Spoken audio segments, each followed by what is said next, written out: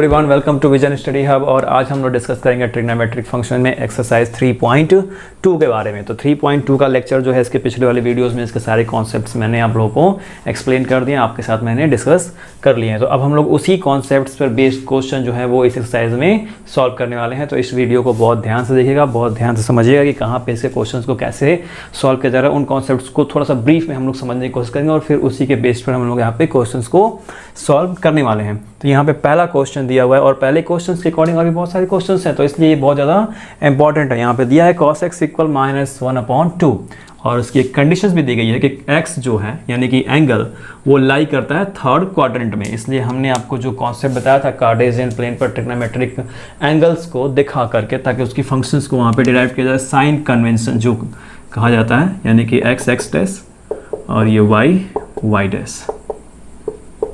ठीक है, तो ये हमारा फर्स्ट क्वाड्रेंट, ये सेकंड क्वाड्रेंट, ये थर्ड क्वाड्रेंट और ये फोर्थ क्वाड्रेंट। यहाँ बताया था मैंने कि सभी रेशियोज क्या होते हैं, ऑल पॉजिटिव होते हैं, सभी पॉजिटिव होते हैं। यहाँ पर सिर्फ साइन और कोसेक, ठीक है, ये पॉजिटिव होते हैं।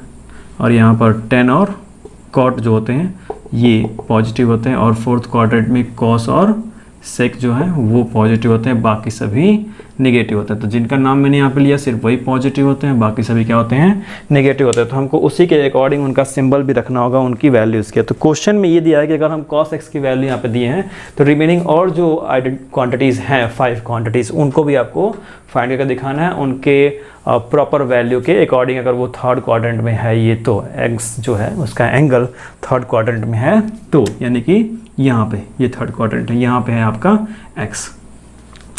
तो आइए पता करते हैं। cos x इक्वल -1/2 दिया है तो आइडेंटिटी आपको मालूम है, ठीक है। टू आइडेंटिटी क्या है, sign square x plus cos square x equal 1। तो साइन स्क्वायर x और cos x की वैल्यू कितनी दी गई है, -1/2, यानी -1/2 का स्क्वायर इक्वल 1। ये कितना हो जाएगा, 1/4। ये उधर गया तो -1/4 हो गया। तो sine square x equal 1 -1/4 equal आ गया 3/4। ये स्क्वायर उधर गया तो स्क्वायर रूट बन गया। तो साइन x की वैल्यू क्या आ गई, प्लस माइनस √3/2। 3 का तो स्क्वायर रूट हो नहीं सकता, 4 का होगा तो 2 आ जाएगा, तो प्लस माइनस 3/2 है। अब यहाँ पे कंडीशन क्या है कि x जो है लाइज है इन थर्ड क्वाड्रेंट में। कहाँ पर, थर्ड क्वाड्रेंट में है ये। तो थर्ड क्वाड्रेंट में कौन पॉजिटिव है, ध्यान दीजिए, थर्ड क्वाड्रेंट में सिर्फ टेन और कॉट पॉजिटिव है, साइन की वैल्यू क्या है, नेगेटिव है, यानी कि इसके अकॉर्डिंग साइन x इक्वल -√3/2 ये वैल्यू होगी। कंडीशन समझ में आ रही है सभी को? अगर ये इतनी बातें समझ में आ रही है कि हाँ थर्ड क्वाड्रेंट के अकॉर्डिंग उसका साइन हम पुट करने वाले हैं, तो आपका आंसर बिल्कुल सही आएगा जो भी क्वेश्चन आप सॉल्व करने वाले हैं। तो अब साइन x भी आपको मिल गया, cos x भी है, इसके अकॉर्डिंग हम लोग 10x फाइंड कर लेते हैं। 10x equal sine x upon cos x, ठीक है। साइन की वैल्यू -√3/2, cos x की वैल्यू -1/2। ये है ना, माइनस माइनस कैंसिल और 2 से 2 कैंसिल, मिला आपको कितना, √3 मिला। तो 10x इक्वल √3 मिल गया आपको। अब जब आपको 10x मिल गया, sin x और cos x मिल गया, तो इसके जो अपोजिट 3 क्वांटिटीज़ हैं उनको भी आप फाइंड कर सकते हैं, यानी कि cosec x equal 1/sin x। तो sin x कितना है, -√3/2, तो वो यहाँ पे पुट करेंगे तो हो जाएगा -2/√3, ठीक। sec x equal 1/cos x, 1/cos x। तो cos x कितना है, -1/2, तो चेंज हो जाएगा तो हो जाएगा -2, कितना हो जाएगा, -2/1 यानी कि -2। और फिर उसके अकॉर्डिंग cot x इक्वल यहाँ पे √3/1 है, तो वो हो जाएगा 1/√3, 1/10x होता है। तो अब जरा इस पर थोड़ा सा दिमाग दौड़ाइए। दिमाग को क्या दौड़ाना है, बहुत इजी है। मैंने कहा कि 10 और कॉट जो है वो पॉजिटिव है थर्ड क्वाड्रेंट में, आपको 10 और कॉट ही सिर्फ पॉजिटिव मिल रहा है। रिमेनिंग जितने क्वांटिटीज़ हैं, रेशियोज़ हैं, कॉसेक, सेक और साइन और कॉस, ये सभी क्या है, नेगेटिव में है। सेक भी नेगेटिव में, कॉसेक भी नेगेटिव में। ये नेगेटिव हो रहे हैं क्योंकि कॉस और साइन नेगेटिव हैं, 10 पॉजिटिव है, इस वजह से कॉट भी पॉजिटिव है क्योंकि वो उसी का अपोजिट है, इस वजह से आप कह सकते हैं कि हाँ वो पॉजिटिव क्वांटिटीज शो कर रहे हैं। तो cos x पॉजिटिव है और सॉरी नेगेटिव है, तो cos x यहाँ पे दिया थर्ड क्वाड्रेंट में, उसकी वजह से हमको 5 क्वांटिटीज़ और फाइंड करनी थी, वो मैंने आपको फाइंड करके यहाँ पे दिखा दिया।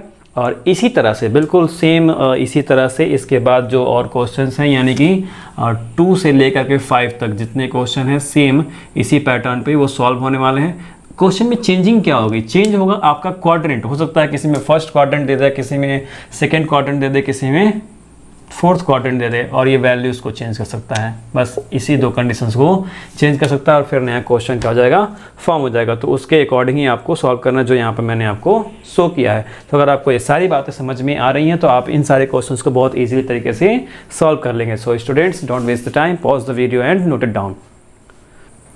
अब सॉल्व करते हैं क्वेश्चन नंबर 6 को। साइन 765 डिग्री, इसकी वैल्यू को फाइंड करना है, अभी जो भी आता हो जिस भी कंडीशन के अकॉर्डिंग। तो इसके लिए इस कंडीशंस को सॉल्व करने के लिए मैंने आप लोग को बताया था कि एक रिवॉल्यूशन जब हो जाता है, किसी एक पॉइंट से चलना हम शुरू करते हैं, एक्सिस बना दिए गए यहाँ पे, तो अगर ये P पॉइंट से चलना शुरू करता है, घूम करके 360 डिग्री आ भी गया, तो 360 डिग्री के बाद ये वैल्यू क्या करता है, फिर से अगर एंटी क्लॉकवाइज जाता है तो रिपीट होने लगती है इसकी वैल्यू, फिर से क्या होने लगती है, रिपीट होने लगती है। तो आप इसको 2π कह लें या 360 डिग्री कह लें, बात क्या है, सेम ही है। तो इसके लिए एक फॉर्मूला मैंने आप लोग बताया था कि sine 2nπ plus theta equal sine theta ही होता है। थीटा की जगह पर मैंने x यूज किया था, तो ये 2nπ जो है इसको आप sine 2π into n plus theta भी आप दिखा सकते हैं। इस तरह से भी आप इसको शो कर सकते हैं, करेक्ट है। ऐसे ही हमको शो करना है, 360 डिग्री इंटू n यूज करना है। n के प्लेस पर n जो है वो बिलोंग करता है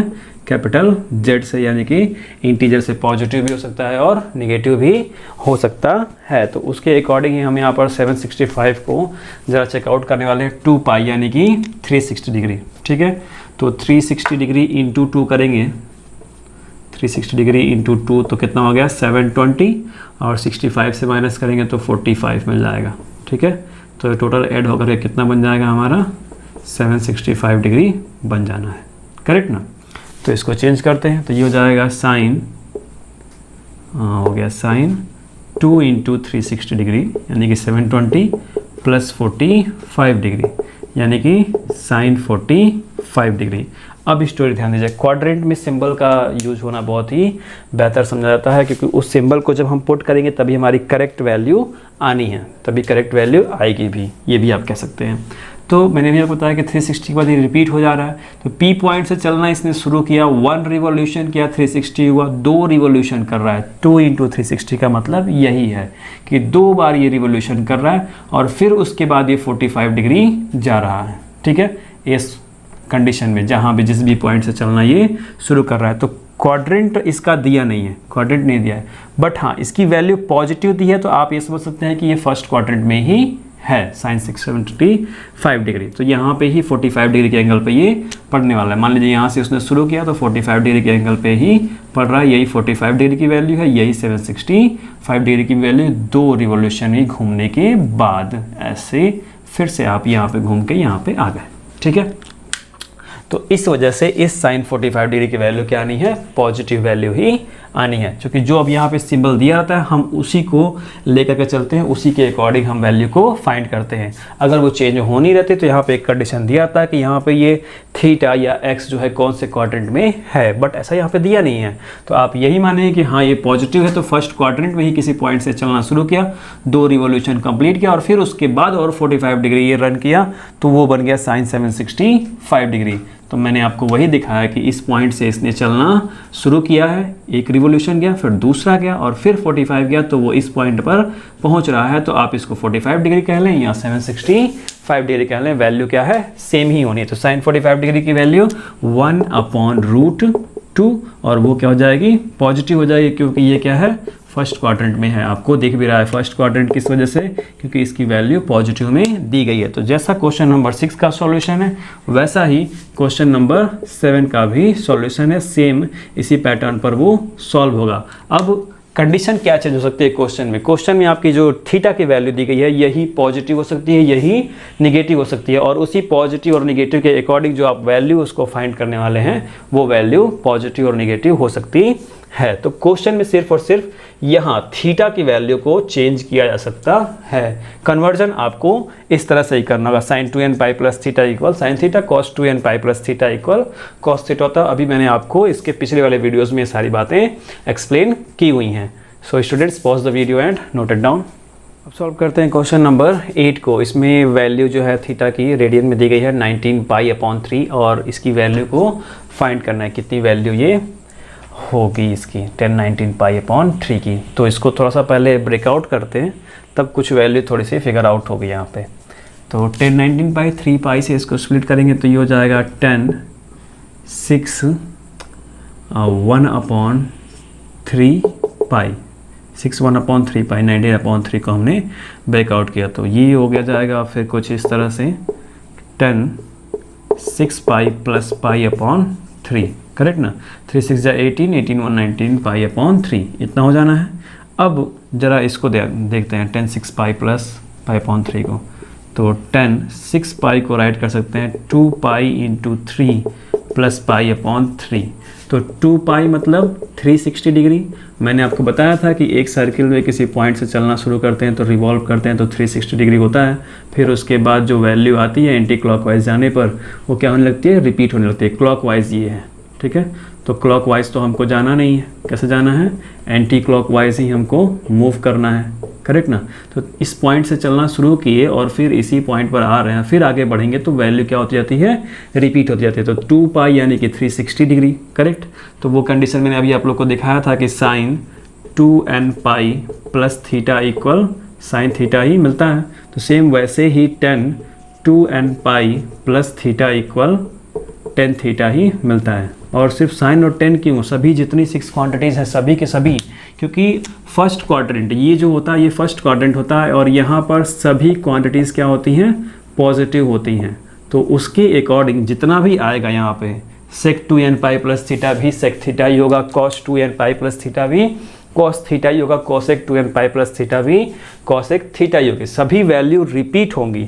तो रिपीट का मतलब कि जो क्वालिटी जो प्रॉपर्टी वो फर्स्ट क्वाड्रेंट में शो करते हैं वैसी ही क्वालिटी वो इस कंडीशन में भी शो करेंगे, 2n पाई प्लस थीटा में भी वो शो करेंगे वही सारी प्रॉपर्टीज़। तो सेम उसी तरह से मैंने 2n पाई प्लस थीटा 10 के टर्म में दिखाया तो 10 थीटा ही हमें मिलेगा, पॉजिटिव ही मिलना है क्योंकि यहाँ पे फर्स्ट क्वाड्रेंट में सभी पॉजिटिव ही होते हैं। तो इस वजह से मैंने 6 पाई को ब्रेकआउट करके आपको दिखाता नहीं हूँ, ठीक है, नहीं दिखाते हैं। बहुत सारे सॉल्यूशन में दिखा नहीं जाता है तो स्टूडेंट्स वहाँ पे क्या होते हैं, थोड़ा सा कंफ्यूज हो जाते हैं, मिसअंडरस्टैंडिंग उनको हो जाती है कैसे वैल्यू आ गई यहाँ पे। अब इसके अकॉर्डिंग थोड़ी सी कहानियाँ अपने अकॉर्डिंग बुन लेते हैं, बना लेते हैं।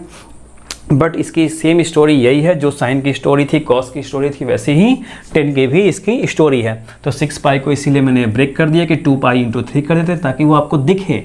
तो ये 2 पाई इंटू एन कर सकते हैं जहाँ पे n बिलोंग करता है कैपिटल Z से। ये सारे इम्प्लीमेंट मैंने कॉन्सेप्ट्स में एक्सप्लेन किए हैं। तो अब ये इसकी वैल्यू हो जाएगी पाई अपॉन 3 यानी कि 10 पाई अपॉन 3 और 10 पाई अपॉन 3 यानी कि 10 60 डिग्री और 10 60 डिग्री की वैल्यू कितनी होती है, 10 60 डिग्री की वैल्यू होती है √3 और वो भी किस में, पॉजिटिव में। किस में इसकी वैल्यू आएगी, पॉजिटिव में आएगी, ये वैल्यू पॉजिटिव होगी।